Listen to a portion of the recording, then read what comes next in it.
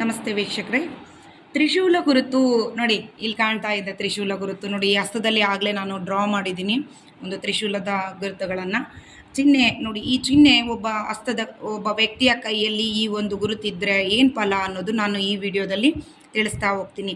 ನೋಡಿ, ಯಾರಿಗೂ ಆನಲೈಸ್ ಮಾಡೋಕ್ಕಾಗಲ್ಲ. ಕೆಲವೊಂದು ಗುರುತುಗಳನ್ನು ಹಸ್ತದಲ್ಲಿ ಪಾರಣ್ಯತೆ ಹೊಂದಿದವರಿಗೆ ಮಾತ್ರ, ಪರಿಣಿತಿ ಹೊಂದಿದವರಿಗೆ ಮಾತ್ರ ಈ ಒಂದು ಕಲೆ, ಒಂದು ಶಾಸ್ತ್ರದ ಬಗ್ಗೆ ತಿಳುವಳಿಕೆ ಇದ್ದವರಿಗೆ ಮಾತ್ರ ಈ ಒಂದು ಚಿಹ್ನೆಗಳನ್ನು, ಹಸ್ತವನ್ನು ನೋಡಿದ ತಕ್ಷಣ ನೋಡಿ, ಅವರ ನಮಗೆ ಯಾವುದೇ ಜಾತಕ ಇಲ್ಲದೆ ಹೋದ್ರೂ ಕೂಡ ಕೇವಲ ಹಸ್ತದನ್ನು ನೋಡಿದ ತಕ್ಷಣ ನಾವೆಲ್ಲ ವಿಚಾರಗಳನ್ನು ಹೇಳ್ತೀವಿ. ಯಾಕಂದರೆ ಇಲ್ಲೂ ಕೂಡ ಒಂದು ನವಗ್ರಹಗಳ ಸ್ಥಾನಗಳಿದೆ, ಮತ್ತು ನೀಚ ಉಚ್ಚ ಸ್ಥಾನಗಳನ್ನು ನಾವು ಕಂಡುಹಿಡಿತೀವಿ ಇದರಲ್ಲಿ.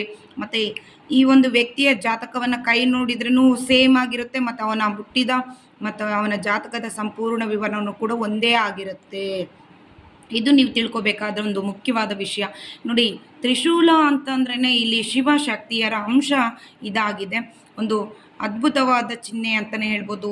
ಮಹಾದೇವನ ಸಂಪೂರ್ಣ ಅನುಗ್ರಹ ಈ ವ್ಯಕ್ತಿಯ ಕೈಯಲ್ಲಿ ಈ ರೀತಿ ಚಿಹ್ನೆ ಇದ್ದರೆ, ತ್ರಿಶೂಲದ ಗುರುತಿನ ಚಿಹ್ನೆ ಇದ್ದರೆ ವಿಶೇಷ ಫಲಗಳನ್ನು ವ್ಯಕ್ತಿಗೆ ಆ ಚಿಹ್ನೆ ಕೊಡುತ್ತೆ ಅಂತಲೇ ಹೇಳ್ಬೋದು. ನೋಡಿ, ಈ ಹಿಂದೆ ಹೇಳಿದೆ ನಾನು ಕೆಲವೊಂದು ವಿಡಿಯೋದಲ್ಲಿ ತ್ರಿಕೋನದ ಚಿಹ್ನೆ ಬಗ್ಗೆ ಹೇಳಿದ್ದೀನಿ, ಮತ್ತು ಮತ್ಸ್ಯ ಚಿಹ್ನೆ ಬಗ್ಗೆ ಹೇಳಿದ್ದೀನಿ. ಹಾಗೆ ಈ ಒಂದು ವಿಡಿಯೋ ಯಾಕೆ ಮಾಡಿದ್ನಪ್ಪ ಅಂದರೆ, ಇದು ತ್ರಿಶೂಲ ಒಂದು ಚಿಹ್ನೆ. ಯಾಕೆ ಅಂತಂದರೆ ಇದು ಸರ್ವೇ ಸಾಮಾನ್ಯವಾಗಿ ಎಲ್ಲ ವ್ಯಕ್ತಿಗಳ ಕೈಯಲ್ಲಿ ಇರೋಲ್ಲ. ಇದ್ದರೆ ಅಂತಹ ವ್ಯಕ್ತಿ ಮಹಾ ಅದ್ಭುತ ಅವನ ಜೀವನದಲ್ಲಿ ನಡೆಯುತ್ತೆ ಅಂತಲೇ ಹೇಳ್ಬೋದು. ನೋಡಿ, ಗುರುವಿನ ಸ್ಥಾನದಲ್ಲಿ ಈ ಒಂದು ಚಿಹ್ನೆ ಇದ್ದರೆ ಏನಪ್ಪ ಅಂತ ಫಲ ಅಂತಂದರೆ, ಅವನ ಸಂಪೂರ್ಣ ಗುರುವಿನ ಆಶೀರ್ವಾದ ವ್ಯಕ್ತಿಯ ಮೇಲೆ ಇರುತ್ತೆ. ಹಾಗೆ ವ್ಯಕ್ತಿ ಎಲ್ಲ ಒಂದು ಆಧ್ಯಾತ್ಮಿಕ ವಿಷಯವಾದ ಬಗ್ಗೆ ಆಸಕ್ತಿಯನ್ನು ಒಳಗೊಂಡಿರ್ತಾನೆ. ಮತ್ತು ಮಹಾ ತಪಸ್ವಿಯ ಕೈಯಲ್ಲಿ ಕೂಡ ಈ ಒಂದು ತ್ರಿಶೂಲ ಚಿಹ್ನೆ ಉಂಟಾಗಿರುತ್ತೆ, ಏರ್ಪಟ್ಟಿರುತ್ತೆ ಅಂತಲೇ ನಾವು ಹೇಳ್ಬೋದು. ಎಲ್ಲರ ಕೈಯಲ್ಲಿ ನೋಡಿ, ಎಷ್ಟು ಸಹಸ್ರ ಕೈಗಳನ್ನು ನಾನು ತುಂಬ ಹಸ್ತ ಸಾಮುದ್ರಿಕೆಯಲ್ಲಿ ನಾನು ಈಗಾಗಲೇ ತುಂಬ ಜನರ ಕೈಗಳನ್ನು, 1000ಕ್ಕೂ ಹೆಚ್ಚು ಕೈಗಳನ್ನು ನಾನು ನೋಡಿದ್ದೀನಿ ಇಲ್ಲಿವರೆಗೂ. ಎಲ್ಲ ವ್ಯಕ್ತಿಗಳ ಕೈಯಲ್ಲೂ ಈ ಚಿಹ್ನೆಗಳು ಇರೋಲ್ಲ. ಕೆಲವೊಂದು ಮುಖ್ಯ ಚಿಹ್ನೆಗಳನ್ನೇ ಕೆಲವೊಂದು ಇರೋಲ್ಲ. ಈ ಥರ ಚಿಹ್ನೆಗಳು ಇಲ್ಲದೆ ಇರೋ ಕಾರಣ ಅವ್ರಿಗೇನಾಗುತ್ತೆ, ತುಂಬ ಜೀವನದಲ್ಲಿ ಒಂದು ಕಷ್ಟಗಳು ಉಂಟಾಗುತ್ತೆ. ಗೊತ್ತಿಲ್ಲ, ಯಾಕಂದರೆ ಅವರ ಕರ್ಮಾನುಸಾರವಾಗಿ ಆ ಚಿಹ್ನೆಗಳು ಮೂಡಿರುತ್ತೆ. ಯಾಕಂದರೆ ಹಣೆಯ ಬರಹ ಕೈ ಬರಹದಲ್ಲಿ ಕಂಡಿರುತ್ತೆ ಅಂತ ನಾವು ಹೇಳ್ತೀವಿ. ಯಾಕಂದರೆ ಆ ವ್ಯಕ್ತಿ ಏನು ಮಾಡೋಕ್ಕಾಗಲ್ಲ. ಇಲ್ಲಿ ನಾವು ಸೃಷ್ಟಿ ಮಾಡಿಕೊಳ್ಳುವಂತಹ ರೇಖೆಗಳು ಇವಲ್ಲ. ಯಾಕಂದರೆ ಸ್ವಯಂ ಸೃಷ್ಟಿ, ಭಗವಂತನ ಸಂಪೂರ್ಣ ಆಶೀರ್ವಾದ ಉಳ್ಳಂತಹ ವ್ಯಕ್ತಿಗಳ ಕೈಯಲ್ಲಿ ಈ ಒಂದು ಚಿಹ್ನೆಗಳು ಇರುತ್ತೆ ಅಂತಲೇ ಹೇಳ್ಬೋದು. ನೋಡಿ, ಎಲ್ಲರ ಕೈಯಲ್ಲೂ ನೋಡಿ, ಪ್ರತಿಯೊಬ್ಬರು ಕೈ ಚೆಕ್ ಮಾಡ್ಕೊಳ್ಳಿ. ಎಲ್ಲರ ಕೈಯಲ್ಲೂ ಈ ರೀತಿ ಚಿಹ್ನೆಗಳು ಇರೋಲ್ಲ, ವಿಶೇಷ ರೇಖೆಗಳು ಇರೋಲ್ಲ.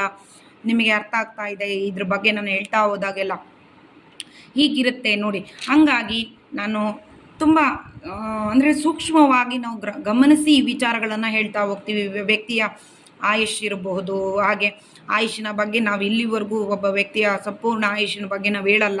ಇದು ಈ ಹಸ್ತ ಸಾಮುದ್ರಿಕೆ ಶಾಸ್ತ್ರಕ್ಕೆ ವಿರೋಧ. ಯಾಕಂದರೆ ಆಯುಷು ಚೆನ್ನಾಗಿದೆ ಅಥವಾ ಆರೋಗ್ಯ ಚೆನ್ನಾಗಿದೆ ಅಂತ ಹೇಳ್ಬೋದು, ಅಷ್ಟು ಬಿಟ್ಟರೆ ಎಷ್ಟೇ ವರ್ಷ ನಾವು ಮಾಹಿತಿಯನ್ನು ನಾವು ಯಾಕಂದರೆ ಗೊತ್ತಿರುತ್ತೆ, ಆದರೆ ನಾವು ಹೇಳೋಲ್ಲ. ಯಾಕಂದರೆ ಇಲ್ಲಿ ಕೆಲವೊಂದು ಚಿಹ್ನೆಗಳ ಮತ್ತು ದೇವನ ಆಶೀರ್ವಾದ ಕೂಡ ಆ ವ್ಯಕ್ತಿಯ ಮೇಲಿದ್ದರೂ ಕೂಡ ಆ ಫಲ ಆಗುವ ಚಾನ್ಸಸ್ ಇರುತ್ತೆ ಆ ಕಾರಣಕ್ಕೆ. ಮತ್ತು ಆ ವ್ಯಕ್ತಿಯ ಹಣಕಾಸಿನ ವ್ಯವಸ್ಥೆ ಹೇಗಿರುತ್ತೆ, ಯಾವ ಉದ್ಯೋಗದಲ್ಲಿ ಆತ ಬಂದರೆ ಏನಪ್ಪ ಫಲ, ಮತ್ತು ವಿವಾಹದ ಬಗ್ಗೆ ಯಾವ ವಯಸ್ಸಿನ ವಿವಾಹ ಆಗುತ್ತೆ, ಮತ್ತು ತಡ ವಿವಾಹ ಆಗೋಕ್ಕೆ ಕಾರಣವೇನು ಅನ್ನೋದು ನಾವು ಸಂಪೂರ್ಣ ವಿಚಾರಗಳನ್ನು ಕೂಡ ಈ ಹಸ್ತ ನೋಡಿದ ತಕ್ಷಣ ನಾವು ಪರಿಶೀಲನೆ ಮಾಡಿದ ತಕ್ಷಣ ನಾವು ಹೇಳ್ತಾ ಹೋಗ್ತೀವಿ. ಇದು ನಿಮಗೆ ಗೊತ್ತಿರಬೇಕು. ನೋಡಿ, ಹೀಗೆ ಆಯಿತು, ಗುರುವಿನ ಸ್ಥಾನದಲ್ಲಿ ಈ ರೀತಿ ಇದ್ದರೆ ಹೇಗೆ ಅಂತ ನಾನು ಹೇಳ್ತಾ ಹೋದೆ. ಹಾಗೆ ಶನಿಯ ಪರ್ವದಲ್ಲಿ ನೋಡಿ, ನಾನು ಈಗಾಗಲೇ ಒಂದು ಡ್ರಾ ಮಾಡಿದ್ದೀನಿ ಒಂದು ಚಿತ್ರವನ್ನು. ಇದು ಭಾಗ್ಯರೇಖೆ ಅಂತ ಕರಿತೀವಿ, ಧನರೇಖೆ ಅಂತ ಕರಿತೀವಿ, ಹಾಗೆ ಏನಪ್ಪ ಶನಿಯ ರೇಖೆ ಅಂತ ಕರಿತೀವಿ. ನೋಡಿ, ಶನಿಯ ಪರ್ವದಲ್ಲಿ ಈ ಭಾಗ್ಯರೇಖೆಯಿಂದ ಈ ತ್ರಿಶೂಲವನ್ನು ಒಳಪಟ್ಟಿದ್ದರೆ, ಗುರುತು ಉಂಟಾಗಿದ್ದರೆ ಏನಪ್ಪ ಫಲ, ವ್ಯಕ್ತಿ ತುಂಬ ಶ್ರೀಮಂತನಾಗಿರ್ತಾನೆ, ವಿಶೇಷ ಶಕ್ತಿಯನ್ನು ಹೊಂದಿರ್ತಾನೆ, ಎಲ್ಲ ರಂಗದಲ್ಲಿ ಅಭಿವೃದ್ಧಿ ಉಂಟಾಗಿರುತ್ತಾನೆ ಅಂತಲೇ ನಾವು ಹೇಳ್ತೀವಿ ಈ ಚಿಹ್ನೆ. ಯಾಕಂದರೆ ಧನರೇಖೆಯ ಮೂಲಕ ಈ ತ್ರಿಶೂಲ ಗುರುತು ಆ ವ್ಯಕ್ತಿಯಲ್ಲಿ ಉಂಟಾಗಿದ್ದರೆ ಆ ವ್ಯಕ್ತಿಯ ಮಹತ್ತು ತುಂಬ, ಆ ಮಹಾದೇವನ ಆಶೀರ್ವಾದ ಅವನ ಮೇಲೆ ಇರುತ್ತೆ, ಆ ವ್ಯಕ್ತಿಯ ಮೇಲೆ ಇರುತ್ತೆ ಅಂತ ನಾವು ಹೇಳ್ತೀವಿ. ಹಾಗೆ ಸೂರ್ಯನ ಒಂದು ಪರ್ವದಲ್ಲಿ ತ್ರಿಶೂಲ ಚಿಹ್ನೆ ಇದ್ದರೆ ಸೂರ್ಯನ ಸಂಪೂರ್ಣ ಒಂದು ಆಶೀರ್ವಾದ ಇರುತ್ತೆ ಆ ವ್ಯಕ್ತಿಯ ಕೈಯಲ್ಲಿ, ಇರುವಂಥ ಜಾತಕನ ಕೈಯಲ್ಲಿ ಗುರುತು ಅಂತ ಹೇಳ್ಬೋದು. ಹಾಗೆ ಸರ್ಕಾರಿ ಉದ್ಯೋಗಸ್ಥನ ಕೈಯಲ್ಲಿ ಈ ಗುರುತು ಇದ್ದರೆ ಅವನ ಧರ್ಮದಲ್ಲಿ ಆ ವ್ಯಕ್ತಿ ನಿಷ್ಠೆಯ ಮೂಲಕ ಕೆಲಸವನ್ನು ಮಾಡ್ತಾನೆ ಅಂತಲೇ ಹೇಳ್ಬೋದು.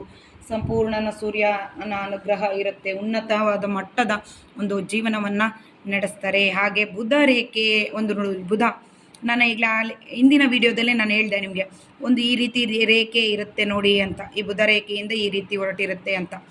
ಈ ರೀತಿ ರೇಖೆ ಯಾವ ರೇಖೆ ಹೆಸರು ಹೇಳ್ಬೋದಾ, ಕಮೆಂಟ್ ಮಾಡಿ ಅಂತ ನಾನು ಹೇಳಿದ್ದೆ, ನಿಮ್ಗೆ ಯಾರಿಗಾದ್ರೂ ಗೊತ್ತಿದ್ರೆ ಅಂತ. ಇದು ಒಂದು ಬುಧ ರೇಖೆ ಅಂತ ಹೇಳ್ತೀವಿ. ಆರೋಗ್ಯವಂತ ಒಂದು ವ್ಯಕ್ತಿಯ ಕೈಯಲ್ಲಿ ಅವನ ಆರೋಗ್ಯ ಉತ್ತಮ ಮಟ್ಟದಾಗಿರುತ್ತೆ, ಎಲ್ಲ ಉನ್ನತವಾಗಿರುತ್ತೆ ಅಂತಂದರೆ ಈ ರೇಖೆ ಇದ್ದವರ ಕೈಯಲ್ಲಿ ಮಾತ್ರ ಒಂದು ಉತ್ತಮ ಜೀವನ ಶೈಲಿಯನ್ನು ಹೊಂದಿರ್ತಾರೆ ಅಂತ ಹೇಳ್ಬೋದು, ಆರೋಗ್ಯವನ್ನು ಹೊಂದಿರ್ತಾರೆ ಅಂತಲೂ ಹೇಳ್ಬೋದು. ನೋಡಿ, ಆ ರೀತಿಯಾಗಿಯೇ ತ್ರಿಶೂಲ ಚಿಹ್ನೆ ಈ ಬುಧನ ಪರ್ವದಲ್ಲಿ ಇದ್ದರೆ ವಿಶೇಷವಾದ ವ್ಯಾಪಾರ, ನಾನು ಹೇಳಿದ ವ್ಯಾಪಾರ ಅಭಿವೃದ್ಧಿ ಅಂತಲೇ ಹೇಳ್ತೀವಿ ಈ ಸ್ಥಳವನ್ನು ಪರ್ವದಲ್ಲಿ.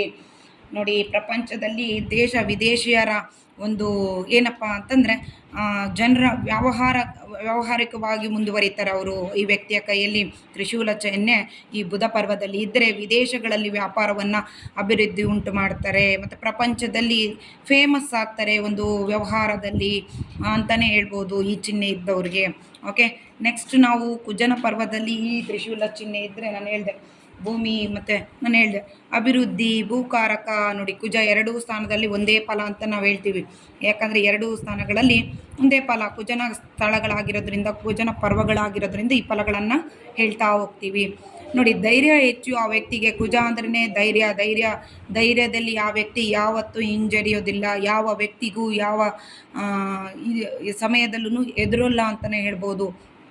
ಅದೇ ರೀತಿ ಸೈನ್ಯಾಧಿಕಾರಿಗಳು ಈ ರೀತಿ ಗುರುತಿದ್ರೆ, ಮತ್ತು ಪೊಲೀಸ್ ಮತ್ತು ಈ ರೀತಿ ವಿಶೇಷವಾದ IPS ಅಧಿಕಾರಿಗಳ ಕೈಯಲ್ಲಿ ಈ ಥರ ಒಂದು ಗುರುತಿದ್ರೆ ವ್ಯಕ್ತಿ ಅಧಿಕಾರವನ್ನು, ಸರ್ಕಾರಿ ಅಧಿಕಾರವನ್ನು ತುಂಬ ನೀಟಾಗಿ ಒಂದು ನಿರ್ವಹಣೆ ಮಾಡ್ತಾರೆ, ಧೈರ್ಯವಾಗಿ ಒಂದು ಯಶಸ್ಸನ್ನು ಗಳಿಸ್ತಾರೆ,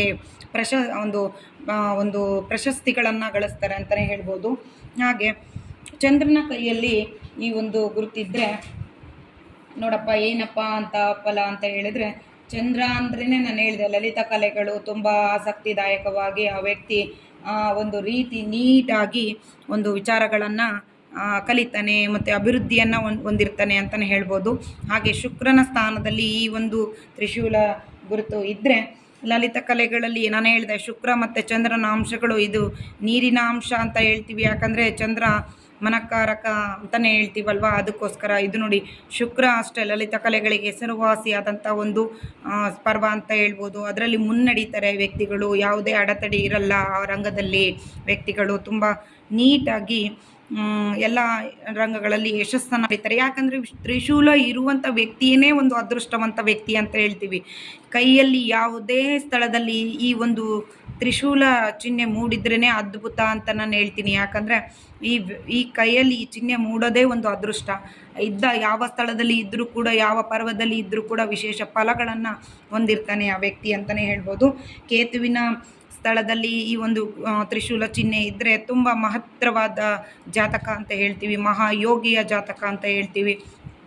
ನೋಡಿ, ಈ ಫಲಗಳನ್ನು ಮತ್ತು ಈ ರಾಹು ಪರ್ವದಲ್ಲಿ ಕೂಡ ಇದ್ದರೆ ವಿಶೇಷ ಫಲಗಳನ್ನು, ಧನ ಧಾನ್ಯ ಯಾವುದೇ ತೊಂದರೆ ಇರೋಲ್ಲ ಆ ವ್ಯಕ್ತಿಗೆ. ಈ ಒಂದು ಒಳ್ಳೆಯ ಫಲಗಳನ್ನು ಈ ಹಸ್ತದಲ್ಲಿ ಯಾವುದೇ ಪರ್ವದಲ್ಲಿ ಆದರೂ ತ್ರಿಶೂಲ ಚಿಹ್ನೆ ಇದ್ದರೆ ಯಾವುದೇ ಎಲ್ಲ ಒಳ್ಳೆಯ ಫಲವನ್ನು ಪಡಿತಾನೆ, ಯಾಕಂದರೆ ಇದೊಂದು ಚಿಹ್ನೆ ಅದ್ಭುತವಾದ ಚಿಹ್ನೆ ಅಂತ ನಾವು ಹೇಳ್ತೀವಿ. ನೋಡಿ ವೀಕ್ಷಕರೇ, ನಿಮಗೆ ನಾನು ಈ ವಿಡಿಯೋ ಯಾಕೆ ಹೇಳ್ತಾ ಇದ್ದೀನಪ್ಪ, ಈ ಒಂದು ಮಾಡ್ತಾ ಇದ್ದೀನಿ ಅಂದರೆ, ನನ್ನ ಈ ಸಾಮುದ್ರಿಕ ಶಾಸ್ತ್ರವನ್ನು ತುಂಬ ಅನೇಕ ಈಗ ಜನರು ಈಗಾಗಲೇ ನನ್ನ ಸಂಪರ್ಕಿಸ್ತಾರೆ. ಅವರ ಹಸ್ತಗಳನ್ನು ತೋರಿಸ್ಬಿಟ್ಟು ವಿಚಾರಗಳನ್ನು ತಿಳ್ಕೊತಾರೆ ಮತ್ತು ನಿಖರವಾಗಿ ಮಾಹಿತಿಗಳನ್ನು ನಾನು ಹೇಳ್ತೀನಿ ಅವರಿಗೆ. ಯಾವುದರಲ್ಲಿ ತೊಂದರೆ ಇದೆ, ಏಳಿಗೆ ಇದೆ, ವಿಚಾರಗಳನ್ನು ತಿಳಿಸ್ತಾ ಹೋಗ್ತೀನಿ ಅವರ ಕೈ ನೋಡಿದ ತಕ್ಷಣವೇ. ಹಾಗಾಗಿ ಹೇಳ್ತಾ ಇರೋದು ಈ ವಿಚಾರಗಳನ್ನು ನಿಮಗೂ ಈ ವಿಡಿಯೋದ್ರಿಂದ ಈ ವಿಶೇಷ ಚಿಹ್ನೆಗಳು ನಿಮ್ಮ ಕೈಯಲ್ಲಿದ್ದರೆ ಖಂಡಿತ ನೀವು ಅದೃಷ್ಟಶಾಲಿ ವ್ಯಕ್ತಿ ಅಂತಲೇ ನಾನು ಹೇಳ್ತೀನಿ. ಅದಕ್ಕೋಸ್ಕರ ನಾನು ನಿಮಗೆ ಈ ವಿಡಿಯೋ ಇಷ್ಟ ಆದರೆ ಶೇರ್ ಮಾಡಿ, ಆದಷ್ಟು ನಿಮ್ಮ ಹಿತೈಷಿಗಳಿಗೆ, ಆತ್ಮೀಯರಿಗೆ ಶೇರ್ ಮಾಡಿ. ಮತ್ತು ಈ ವಿಡಿಯೋಗೆ ನಿಮಗೆ ಈ ವಿಡಿಯೋ ಇಷ್ಟ ಆದರೆ ಲೈಕ್ ಮಾಡಿ. ಹಾಗೆ ನಿಮಗೆ ಈ ಗುರುತು ನಿಮ್ಮ ಹಸ್ತದಲ್ಲಿ ಇದ್ದರೆ ಕಮೆಂಟ್ ಮಾಡಿ ಪ್ಲೀಸ್. ಯಾಕಂದರೆ ಕಮೆಂಟ್ ಮಾಡೋದ್ರಿಂದ ನಮಗೆ ಗೊತ್ತಾಗುತ್ತೆ. ಏಕೆ ಈ ಒಂದು ವಿಡಿಯೋದರಲ್ಲಿ ಒಂದು ಒಳ್ಳೆಯ ಮಾಹಿತಿ ನಾನು ನಿಮಗೆ ಕೊಟ್ಟಿದ್ದೀನಿ ಅನ್ನೋ ಭಾವನೆಯಲ್ಲಿ ನನಗೊಂದು ಖುಷಿ ಆಗುತ್ತೆ ಅನ್ನೋ ಕಾರಣಕ್ಕೆ ನನಗೂ ಗೊತ್ತಾಗುತ್ತೆ, ಓ ಹೌದಾ ಅಂತಂದು ನಿಮ್ಮ ಕೈಯಲ್ಲೂ ಈ ರೀತಿ ಚಿಹ್ನೆ ಇದೆ ಅಂತಂದು. ನಿಮಗೆ ಆಸಕ್ತಿ ಇದ್ದರೆ ಒಮ್ಮೆ ನನ್ನ ಭೇಟಿ ಮಾಡ್ಬೋದು. ನಿಮ್ಮ ಶಾಸ್ತ್ರದ ಬಗ್ಗೆ ಅಂದರೆ ಹಸ್ತದಲ್ಲಿ ವಿಚಾರಗಳನ್ನು ತಿಳ್ಕೋಬೇಕು ಅನ್ನೋ ಆಸಕ್ತಿ ಉಳ್ಳವರು ಕೂಡ ನನ್ನನ್ನು ಖಂಡಿತ ಭೇಟಿ ಮಾಡ್ಬೋದು. ನಾನು ಖಂಡಿತ ವಿಚಾರವಾಗಿ ನಮಗೆ ತಿಳಿಸ್ತಾ ಹೋಗ್ತೀನಿ. ಹಾಗೆ ಏನಪ್ಪ ಅಂತಂದರೆ ಈ ವಿಡಿಯೋವನ್ನು ಸೂಕ್ಷ್ಮವಾಗಿ ನಿಮ್ಮ ಹಸ್ತಗಳನ್ನು ಈ ವಿಡಿಯೋ ನೋಡ್ತಾ ಇದ್ರಿ ತಾನೇ, ಯಾವ ಪರ್ವದಲ್ಲಿ ಹೇಗೆ ಹಿಂಗೆ ಅಂತಂದು ಕೆಲವೊಂದು ರೇಖೆಗಳು ಇದರಲ್ಲಿ ಮೂಡಿ ಒಂದು ಚಿಹ್ನೆಗಳ ಮೂಲಕ ಹಾದು ಹೋಗಿದ್ರಿ ಎಂತಹ ಫಲಗಳಂತ ನಾನು ಹೇಳ್ತಾ ಹೋಗ್ತೀನಿ. ಅದು ರೇಖೆಗಳು ಮುಂದೆ ವಿಡಿಯೋದಲ್ಲಿ ನಾನು ತಿಳಿಸ್ತಾ ಹೋಗ್ತೀನಿ. ಓಕೆ ವೀಕ್ಷಕರೇ, ಈ ಒಂದು ಮಾಹಿತಿ ನಿಮಗೆ ತುಂಬ ಉಪಯೋಗಕರವಾಗಿದೆ ಅಂತ ನಾನು ಅಂದ್ಕೊತ ನಾನು ಈ ವಿಡಿಯೋನ ಇಲ್ಲಿಗೆ ಮುಕ್ತಾಯ ಮಾಡ್ತಾ ಇದ್ದೀನಿ. ನಮಸ್ತೆ.